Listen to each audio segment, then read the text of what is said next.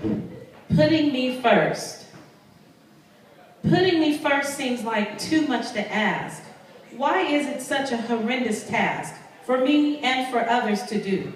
It feels like I am wired just to take care of you and them. He, she, those, and they. Why did things turn out this way? Will there ever be a day when I can just relax and play?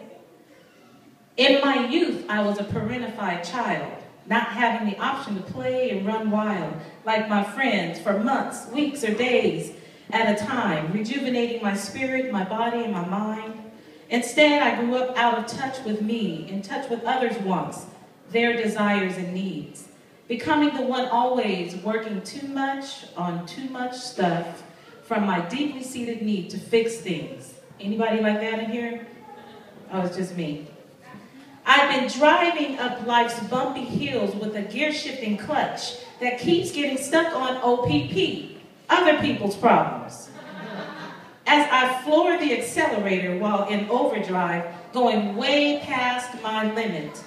It's a miracle that I'm alive, driving through dark circumstances and extreme obstacle courses, while praying and combating the evil spirit realm forces, often going at top speed, ignoring my personal needs for more gas, more water, more oil.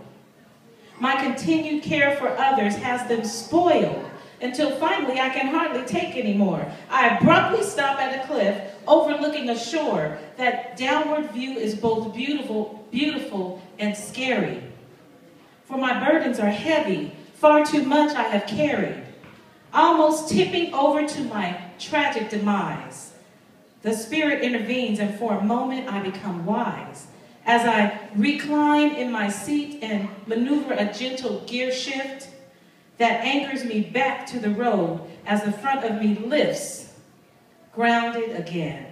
And just like the cycle predicts, I go into reverse. Like an overplayed role, I don't need to rehearse. Once I am out of harm's way, I turn around and continue my day. Like a popular music CD, I push play while getting back on the road of other people's problems because I'm sure to be of help, sure to find ways to solve them. Seems like my life can never be like a smooth ride with the occasional ability to coast and to glide. Like a luxury car with cruise control. Yeah, yet this is not how I really wanted to roll on the revolving highway of OPP patrol. Why is it that when I'm at my limit, it still isn't enough? Why do folks think that I am so tough? It is true that I have gone through all kinds of stuff, but at what point will things get easier for me? I wonder if that day will ever be. Why is it that I can always find time to help everyone else, and when it's time for them to help me, I get put on the shelf of things to do later? I can neither debate nor complain, for even when it feels like I'm going insane, I use my words, but I never really demand or insist to be put on higher of the things to do now priority list. When I say I need some me time today, I'm put on the calendar and told to wait. More weeks, more hours, more months, more days. I patiently wait while deteriorating, watching precious time slip away. That is until now, child. I have no more time to waste. As the God in me takes first place, I will seek my divine purpose with haste. Heard that in the last poem, right?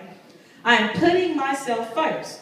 No longer will I ask, I demand to be cared for as the primary task. No more secondary places will I humbly receive. Regardless of how you feel or what you believe, I am not concerned about your thoughts or how I am perceived.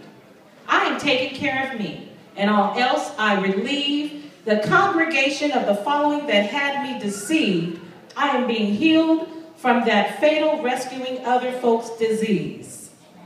Becoming more and more pure as I release the feces, being flushed of all toxins, all life-threatening allergies. No longer backed up, I now move with freedom and with ease. I am no more codependent. I am not afraid to be me. Although this new fearless emergence of me may displease the quieting of my own storm and my personal appease. Badly shaken, I almost drowned from life's raging seas at the risk of becoming extinct from disaster and crises. Yet my unique ability to survive makes me an endangered species. Once abused, I now reign as a victorious queen. Once invisible, now royal and not afraid to be seen.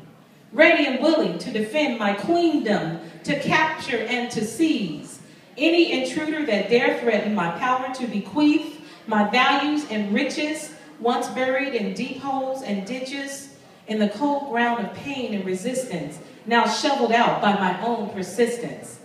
I have unlocked the chains, binding me with my newfound keys. I lift up my hands in praise, I fall down to my knees. As I reject all takers, I surrender to my maker, who invites me into a table that is spread, like that one out there, to drink and to feast, celebrating this miraculous transformation of me. From being picked on and from being the very least to being picked out, becoming both the beauty and the beast. Ascending to new highs and new spiritual peaks on this new treasure hunt, it is now my peace that I seek. And I am equipped, armed, and ready to defend it, because now I am putting me first. Thank you so much.